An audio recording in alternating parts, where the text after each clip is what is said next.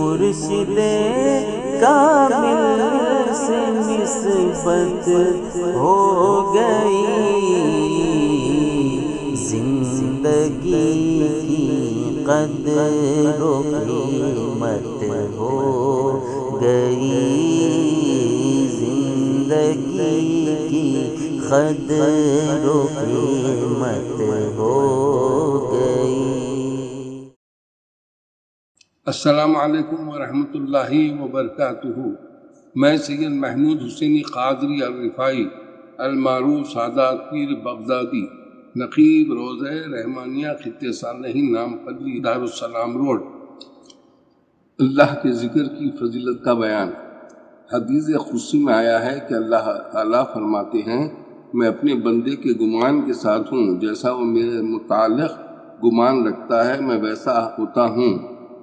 اور میں اس کے ساتھ ہوتا ہوں جب وہ میرا ذکر کرتا ہے۔ چنانچہ اگر وہ اپنے دل میں میرا ذکر کرتا ہے تو میں بھی اپنی تنہائی میں اسے یاد کرتا ہوں، اور اگر وہ کسی مجمع میں میرا ذکر کرتا ہے تو میں بھی اس کے مجمع سے بہتر مجمع میں فرشتوں کے مجمع میں اس کا ذکر کرتا ہوں۔ ایک اور حدیث شریف میں آیا ہے کہ رسول اکرم صلی اللہ علیہ وسلم نے فرمایا، کوئی صدقہ عمل خیر اللہ کے ذکر سے افضل نہیں ہے۔ ایک اور حدیث شریف میں آیا ہے کہ رسول اللہ صلی اللہ علیہ وسلم نے بتلایا کہ اللہ سبحانہ وتعالیٰ کے کچھ فرشتے اس پر مامور ہیں کہ راستوں میں گھوم پھر کر اللہ کا ذکر کرنے والوں کو تلاش کرتے رہتے ہیں، پس جب وہ کسی جماعت کو اللہ جل شانہ کا ذکر کرتے ہوئے پاتے ہیں تو آپس میں ایک دوسرے کو آواز دیتے ہیں کہ آؤ اپنے مقصود ذکر اللہ کی طرف آ جاؤ، تو وہ سب فرشتے مل کر آسمان دنیا تک ان ذکر کرنے والوں کو اپنے بازوؤں کے سائے میں لے لیتے ہیں۔ ایک اور حدیث شریف میں آیا ہے کہ رسول اللہ صلی اللہ علیہ وسلم نے فرمایا، اس شخص کی مثال جو اپنے پروردگار کا ذکر کرتا ہے اور اس شخص کی جو اپنے پروردگار کا ذکر نہیں کرتا، زندہ اور مردے کی سی مثال ہے۔ ایک اور حدیث شریف میں ارشاد فرمایا گیا، رسول اللہ صلی اللہ علیہ وسلم نے بتلایا کہ جب بھی کوئی جماعت اللہ تعالیٰ کا ذکر کرنے کے لیے بیٹھتی ہے تو فوراً رحمت کے فرشتے ان کو چاروں طرف سے گھیر لیتے ہیں اور اللہ کی رحمت ان کو ڈھانپ لیتی ہے، سکون و اطمینان ان پر برسنے لگتا ہے، اور اللہ تعالیٰ ان فرشتوں سے ان ذکر کرنے والوں کا تذکرہ کرتے ہیں جو اس کے پاس موجود رہتے ہیں۔ ایک اور حدیث شریف میں آیا ہے کہ ایک صحابی رسول نے عرض کیا، یا رسول اللہ صلی اللہ علیہ وسلم، اسلام کے معجب اجر و ثواب احکام تو بہت ہو گئے، آپ تو مجھے کوئی ایسی چیز بتلا دیجیے جس کو میں مضبوط پکڑ لوں اور برابر کرتا رہوں۔ آپ نے فرمایا، تمہاری زبان برابر اللہ کے ذکر سے تر و تازہ رہنی چاہیے۔ ایک اور حدیث شریف میں آیا ہے کہ ایک صحابی رسول نے معاذ بن جبل کہتے ہیں کہ آخری بات جس پر میں رسول اللہ صلی اللہ علیہ وسلم سے جدا ہوا ہوں وہ یہ ہے کہ میں نے آپ سے دریافت کیا کون سا عمل اللہ کو سب سے زیادہ پسند ہے؟ آپ صلی اللہ علیہ وسلم نے ارشاد فرمایا، وہ عمل یہ ہے کہ تمہیں اس حالت میں موت آئے کہ تمہاری زبان اللہ کے ذکر سے تر ہو۔ ایک اور حدیث شریف میں آیا ہے کہ انہی صحابی معاذ نے عرض کیا، یا رسول اللہ صلی اللہ علیہ وسلم، آپ مجھے کچھ وصیت کیجیے۔ آپ نے فرمایا، اپنے مقدور بھر اللہ کی تقوی، خوف و خشیت کو اپنے اوپر لازم کر لو، اور ہر حجر و شجر کے پاس یعنی ہر جگہ اللہ کا ذکر کیا کرو، اور جو بھی کوئی برا کام کر بیٹھو فوراً اللہ تعالیٰ کے سامنے اس سے اثر نو توبہ کرو، پوشیدہ گناہ کی پوشیدہ توبہ اور علانیہ گناہ کی علانیہ توبہ۔ ایک اور حدیث شریف میں آیا ہے کہ رسول اللہ صلی اللہ علیہ وسلم نے فرمایا کہ کسی بھی آدمی نے کوئی عمل ایسا نہیں کیا جو اللہ کے ذکر سے زیادہ اس کو اللہ کے عذاب سے نجات دلانے والا ہو۔ ایک اور حدیث شریف میں آیا ہے کہ اگر ایک آدمی کی گود میں درہم روپیے بھرے ہوں اور وہ ان کو برابر تقسیم کر رہا ہو اور دوسرا آدمی برابر اللہ کا ذکر کر رہا ہو تو اللہ کا ذکر کرنے والا اس درہم تقسیم کرنے والے سے افضل و اعلیٰ ہوگا۔ ایک اور حدیث شریف میں آیا ہے کہ رسول اللہ صلی اللہ علیہ وسلم نے فرمایا، جب تم بہشت کے سبزاروں میں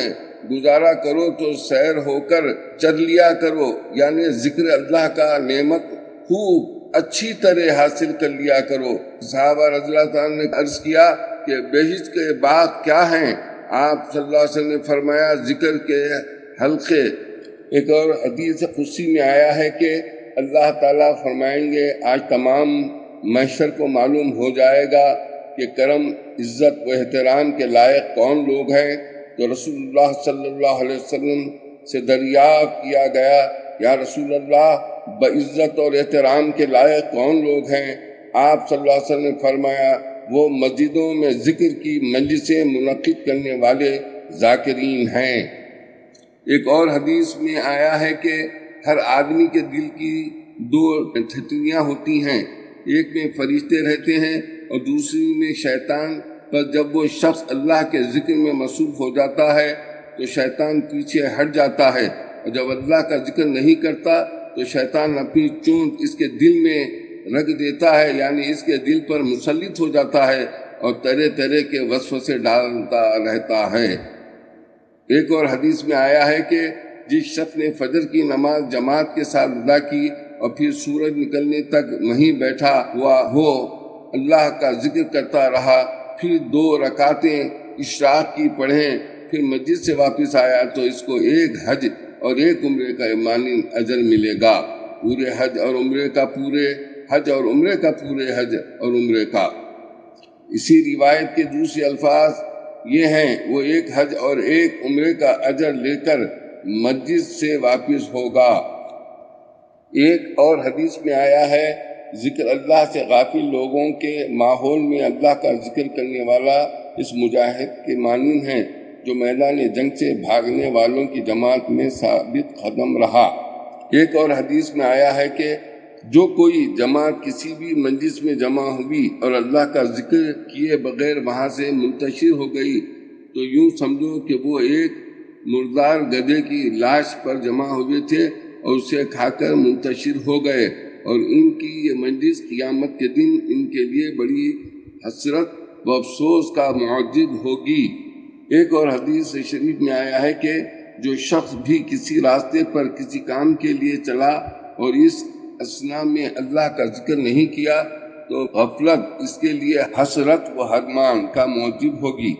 ایک اور حدیث میں آیا ہے کہ ایک پہاڑ دوسرے پہاڑ کو اس کا نام لے کر آواز دیتا ہے کہ اے فلاں پہاڑ، کیا تیرے پاس سے کوئی ایسا آدمی گزرا ہے جس نے گزرتے وقت اللہ کا ذکر کیا ہو؟ تو جب وہ جواب میں کہتا ہے کہ ہاں، تو وہ خوش ہوتا ہے اور اس کو مبارکباد دیتا ہے۔ ایک اور حدیث شریف میں آیا ہے کہ اللہ کے نیک بندے وہ ہیں جو اللہ کے ذکر کے لیے سورج، چاند، ہلال اور ستاروں اور سیاروں کی دیکھ بھال رکھتے ہیں اور ہر وقت اور موقع کے مناسب اللہ کا ذکر کرتے ہیں۔ ایک اور حدیث میں آیا ہے کہ قیامت کے دن جنت والے کسی چیز پر افسوس نہ کریں گے بجز اس ساعت کے جو ان پر گزر گئی اور اس میں انہوں نے اللہ کا ذکر نہیں کیا۔ کاش اس ساعت میں بھی ہم اللہ کا ذکر کرتے اور اس کا بھی اجر و ثواب پاتے۔ ایک اور حدیث میں آیا ہے کہ تم اتنی کثرت سے اللہ کا ذکر کیا کرو کہ لوگ تم کو دیوانہ کہنے لگیں۔ ایک اور حدیث میں آیا ہے کہ رسول اللہ صلی اللہ علیہ وسلم صحابہ کو حکم فرمایا کرتے تھے کہ وہ تکبیر اللہ اکبر، تقدیس سبحان الملک القدوس اور تحلیل لا الہ الا اللہ کی تعداد کا خیال رکھا کریں اور انہیں انگلیوں پر شمار کیا کریں۔ فرمایا اس لیے کہ قیامت کے دن ان انگلیوں سے دریافت کیا جائے گا اور انہیں قوت گویائی دے کر بلوایا جائے گا اور وہ بتلائیں گی کہ کتنی تعداد میں تکبیر و تقدیس و تحلیل کی تھی۔ ایک اور حدیث میں آیا ہے کہ رسول اللہ صلی اللہ علیہ وسلم نے عورتوں سے خطاب کر کے فرمایا، تم تسبیح سبحان اللہ، تقدیس سبحان اللہ الملک القدوس اور تحلیل لا الہ الا اللہ کو اپنے اوپر لازم کر لو اور کبھی ان سے غفلت نہ کرو کہ تم اللہ کی رحمت سے فراموش محروم کر دی جاؤ۔ ایک اور حدیث میں آیا ہے کہ حضرت عبداللہ بن عمر رضی اللہ تعالیٰ عنہ فرماتے ہیں کہ میں نے رسول اللہ صلی اللہ علیہ وسلم کو سیدھے ہاتھ کی انگلیوں پر تسبیح پڑھتے ہوئے دیکھا ہے۔ ایک اور حدیث میں آیا ہے کہ رسول اللہ صلی اللہ علیہ وسلم نے فرمایا کہ مجھے صبح کی نماز کے بعد سے سورج نکلنے تک اللہ کا ذکر کرنے والے لوگوں کے ساتھ بیٹھنا اس سے زیادہ پسندیدہ ہے کہ میں حضرت اسماعیل علیہ السلام کی نسل کے 4 غلاموں کو آزاد کر دوں، اور اسی طرح میں ان لوگوں کے ساتھ بیٹھوں جو عصر کی نماز کے بعد سے سورج ڈوبنے تک اللہ کا ذکر کرتے رہتے ہیں۔ یہ مجھے اس سے زیادہ محبوب ہے کہ میں 4 غلام اولاد اسماعیل کے آزاد کروں۔ ایک اور حدیث میں آیا ہے کہ رسول اللہ صلی اللہ علیہ وسلم نے ارشاد فرمایا، تنہا سفر کرنے والے سبقت لے گئے۔ صحابہ نے عرض کیا، یا رسول اللہ صلی اللہ علیہ وسلم، یہ تنہا سفر کرنے والے کون لوگ ہیں؟ آپ نے ارشاد فرمایا، کثرت سے اللہ کا ذکر کرنے والے مرد اور عورتیں۔ اسی روایت کے دوسرے الفاظ میں ہے، اللہ کے ذکر کے شیدائی، یہ اللہ کا ذکر ان کے گناہوں کے بوجھ ہلکے کرتا رہتا ہے، چنانچہ وہ قیامت کے دن اللہ کے دربار میں ہلکے پھلکے ہو کر آئیں گے۔ ایک اور حدیث میں آیا ہے کہ رسول اللہ صلی اللہ علیہ وسلم نے بتلایا کہ اللہ تعالیٰ نے حضرت یحییٰ بن زکریا علیہ السلام کو 5 باتوں کا حکم دیا کہ وہ خود بھی ان پر عمل کریں اور بنی اسرائیل کو بھی حکم دیں کہ وہ بھی ان پر عمل کریں۔ راوی نے پوری حدیث بیان کی، یہاں تک کہ حضرت یحییٰ علیہ السلام نے کہا کہ میں تم کو حکم دیتا ہوں کہ تم کثرت سے اللہ کا ذکر کیا کرو، اس لیے کہ اس ذکر کرنے والے کی مثال اس شخص کی سی ہے جس کے تعاقب میں دشمن انتہائی تیز رفتاری کے ساتھ نکلا ہو، اور وہ شخص بھاگتے بھاگتے ایک محفوظ قلعے تک پہنچ گیا ہو اور اس میں پناہ گزین ہو کر دشمن سے اپنی جان بچا لی ہو۔ بالکل اسی طرح اللہ کا بندہ اپنے دشمن شیطان سے اللہ تعالیٰ کے ذکر کے سوا اور کسی چیز سے اپنے کو نہیں بچا سکتا۔ ایک اور حدیث میں آیا ہے کہ رسول اللہ صلی اللہ علیہ وسلم نے ارشاد فرمایا، خدا کی قسم، دنیا میں کچھ لوگ نرم وہ گداز بستروں پر لیٹ کر بھی سونے کے بجائے اللہ تعالیٰ کا ذکر کیا کرتے ہیں، انہیں اللہ تعالیٰ جنت کے اعلیٰ درجات میں داخل فرمائے گا۔ ایک اور حدیث میں آیا ہے کہ رسول اللہ صلی اللہ علیہ وسلم نے ارشاد فرمایا کہ بے شک وہ لوگ جن کی زبانیں ہمیشہ اللہ تعالیٰ کے ذکر سے تر و تازہ رہتی ہیں، وہ ہنستے ہوئے جنت میں جائیں گے، آمین۔